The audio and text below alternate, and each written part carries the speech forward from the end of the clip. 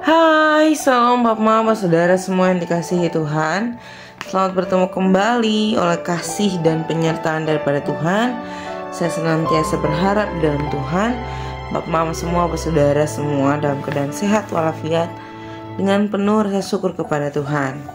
Pada hari ini kita akan membaca serta merenungkan firman Tuhan yang terambil dari kitab Injil Markus 12 ayat 18 hingga ayatnya yang ke-27.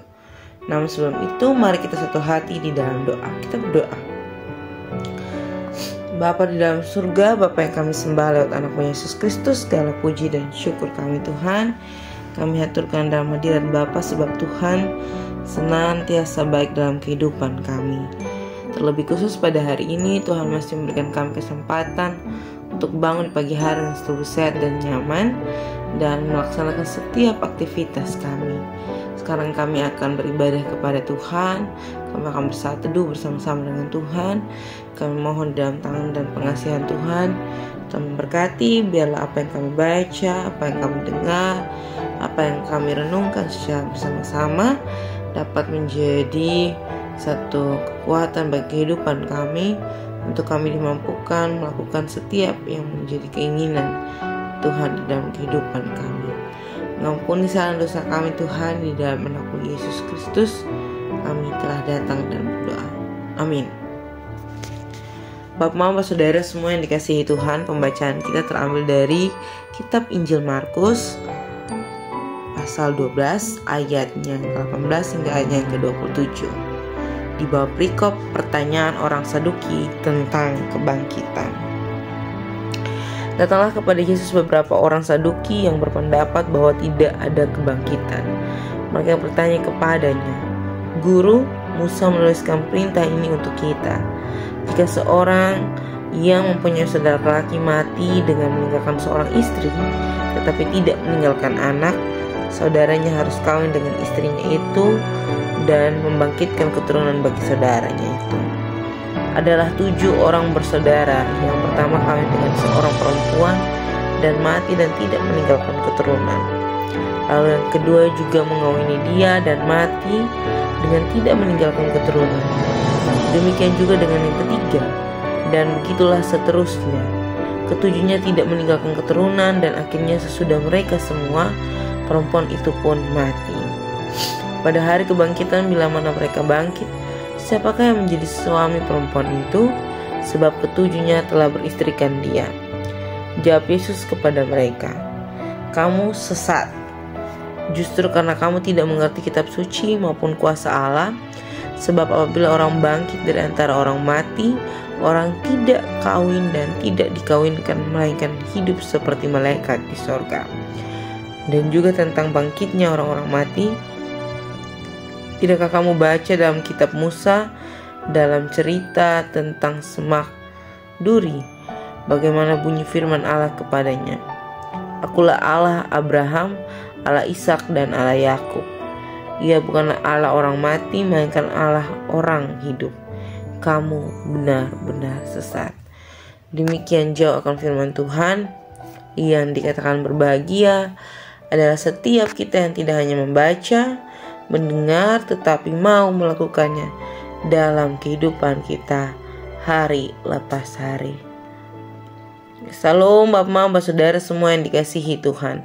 Selamat bertemu kembali. Hari ini kita membahas tentang orang-orang Saduki. Puji dan syukur karena kita masih terus membahas tentang kebangkitan Yesus Kristus. Di hari Minggu yang kemarin, kita diajak untuk membahas bagaimana Yesus membangkitkan seorang pemuda di Nain yang punya latar belakang daripada kehidupan ibunya, seorang janda yang benar-benar percaya dan yakin kepada Yesus Kristus, sehingga Yesus membuat pemulihan terhadap harapan-harapannya yang sudah sirna. Bapak Mama saudara semua yang dikasihi Tuhan, perkenalkan orang-orang Saduki. Bapak Mama saudara semua tahu orang-orang Saduki? Orang-orang Saduki adalah orang-orang yang tidak percaya tentang kebangkitan Yesus Kristus. Orang-orang yang tidak percaya tentang Yesus Kristus. Bagi orang Saduki tidak ada kehidupan sesudah kematian. Mereka juga menyangkal adanya malaikat dan roh. Tentu dari penjelasan ini saya rasa Bapak Mama Saudara semua langsung bisa tahu apa maksud dan tujuan pembacaan kita pada pagi hari ini. Kenapa saya bilang seperti itu? Dengan kotong membaca secara berulang-ulang pembacaan pada saat ini, kita akan dapat menarik kesimpulan bahwa orang-orang Saduki sedang mencobai Allah dengan mengajukan beberapa pertanyaan yang sebenarnya dijadikan alasan bagi mereka untuk tidak mengakui kebangkitan orang mati. Bapak Saudara yang dikasihi Tuhan,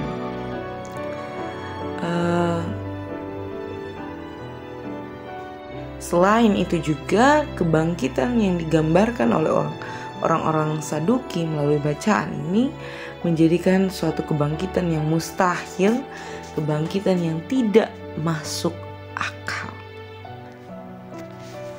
Kebangkitan yang mustahil dan kebangkitan yang tidak masuk akal. Bapak Saudara yang dikasihi Tuhan, kenapa bilang kebangkitan yang mustahil dan kebangkitan yang tidak masuk akal? Karena orang Saduki berputar-putar tentang pertanyaan mereka sendiri sebagai bentuk alasan di mana mereka menolak kebangkitan itu, sebagai bentuk alasan bagaimana mereka tidak mempercayai kebangkitan itu. Tetapi jawaban Yesus di ayat yang ke-24 menjadi satu jawaban yang klimaks dan lengkap bagi pertanyaan-pertanyaan mereka atau alasan-alasan yang mereka kemukakan untuk mempertahankan argumen, pemikiran diri pribadi mereka lepas pribadi. Yesus berkata satu hal, yakni kamu sesat. Justru karena kamu tidak mengerti kitab suci maupun kuasa Allah. Sebab apabila orang bangkit dan antara orang mati, orang tidak kawin dan tidak dikawinkan, melainkan hidup seperti malaikat di sorga.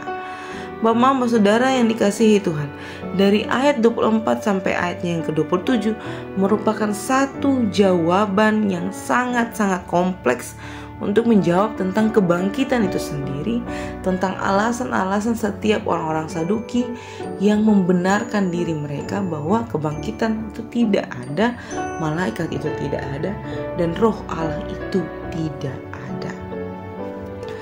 Bapak Saudara yang dikasihi Tuhan, di ayatnya yang ke-25 menjadikan satu fakta di mana Yesus menghapus kebingungan mereka. Mereka memiliki anggapan yang salah bahwa ikatan pernikahan berlanjut terus sesudah kebangkitan. Sebaliknya Yesus Kristus menjelaskan bahwa hubungan manusia di sana adalah seperti malaikat. Di sana hubungan pernikahan atau melahirkan anak tidak diperlukan lagi. Bapak Saudara yang dikasihi Tuhan, setelah mendengarkan berbagai cerita tentang kebangkitan Yesus Kristus yang begitu nyata, yang benar-benar hidup di dalam kita punya kehidupan, bahkan kita mengalami kebangkitan Kristus itu sendiri, tentu saya berharap anggapan kita sudah benar-benar matang tentang kebangkitan Yesus Kristus. Walaupun kita tahu bahwa berproses untuk mengenal Yesus Kristus adalah satu proses yang panjang yang membutuhkan waktu seumur hidup. Tetapi bukan berarti dengan waktu yang seumur hidup itu kita menolak pengertian, menolak pemahaman yang Tuhan Yesus berikan bagi kita untuk menyatakan bahwa Yesus Kristus tidak bangkit, tidak ada lagi kebangkitan orang mati, kehidupan telah selesai, tidak ada lagi malaikat, tidak ada Roh Kudus dan sebagainya. Kita hidup di zaman yang modern, kita hidup di zaman yang serba ada, kita hidup di zaman yang Tuhan telah mempercayakan segala sesuatu dalam kehidupan. Tentu mempercayakan sesuatu itu dengan satu tujuan, di mana Tuhan ingin ketong mempergunakan waktu, kesempatan, mempergunakan segala sesuatu yang dipercayakan Tuhan sebagai bentuk penyataan di mana Yesus Kristus telah bangkit melalui semuanya itu, melalui berkat Tuhan, melalui kasih karunia daripada Tuhan. Jadi mulai hari ini saya mau bilang kepada kita, jangan pernah kita mencobai Allah dengan pertanyaan-pertanyaan logika yang sebenarnya mau menguji Allah, mau menipu daya Allah untuk menunjukkan bahwa kotong adalah orang-orang yang pintar. Tapi dalam tanda kutip pintar itu sebagai tanda pengujian terhadap Allah, yang sebenarnya Allah yang memberikan hikmat kepintaran kepada kita. Setidaknya ketong yang berakal budi ini diberikan hikmat yang cukup untuk menjadi berkat dimanapun ketong berada, dan untuk memberitakan bahwa kebangkitan Kristus itu memang nyata, kebangkitan Kristus itu memang ada dalam ketong kehidupan, dan ketong menyelami bahwa kebangkitan Kristus itu ada dalam ketong pun diri.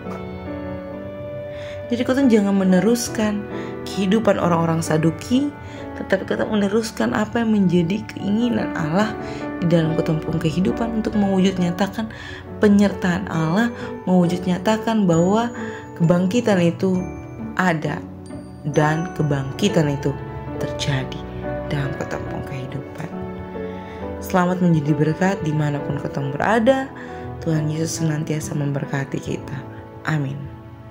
Bapak Mama, sebelum menutup perenungan pada saat ini, saya mengundang kita satu hati di dalam doa. Kita berdoa. Bapa di dalam surga, Bapa yang kami sembah lewat anak-Mu Yesus Kristus, segala puji dan syukur kami Tuhan kami haturkan dalam hadirat Bapa, sebab Tuhan senantiasa baik dalam kehidupan kami. Kami bersyukur atas kasih dan penyertaan Tuhan. Tuhan masih mengizinkan kami untuk membaca serta merenungkan akan firman Tuhan. Biarlah apa yang kami renungkan ini menjadikan kami kekuatan, memberikan kami kekuatan untuk menjalani kehidupan kami, dan kami senantiasa menyatakan kebangkitan Yesus Kristus di dalam diri pribadi kami, lepas pribadi. Bapa dalam surga, pada saat ini kami mendoakan kehidupan pribadi, lepas pribadi, rumah tangga, anak-anak kami, suami, istri kami, tugas pelayanan, pekerjaan, usaha kami, pendidikan kami yang masih dalam tahap ujian sekolah, kami yang mau ujian UTBK, kami yang sementara mau ujian proposal, skripsi, kami yang masih mengusahakan perkuliahan kami yang masih mencari pekerjaan, kami yang dalam tahap sakit, kami yang masih dalam masa pemulihan, kami yang dalam duka cita dan syukur kami Tuhan, kami taruh dalam tangan dan pengasihan Tuhan. Tuhan menjawab seturut dengan kehendak daripada Tuhan dan kebutuhan daripada kami. Terima kasih Tuhan. Selepas ini kami akan melanjutkan tugas tanggung jawab aktivitas kami masing-masing. Tuhan memberkati. Biarlah apa yang kami kerjakan dalam Tuhan, semuanya itu mendatangkan berkat bagi kehidupan kami. Mengampuni salah dan dosa kami Tuhan. Dalam anak-Mu Yesus Kristus kami telah datang dan berdoa. Amin. Shalom Bapak Mama Saudara semua. Selamat menjadi berkat. Sampai jumpa kembali.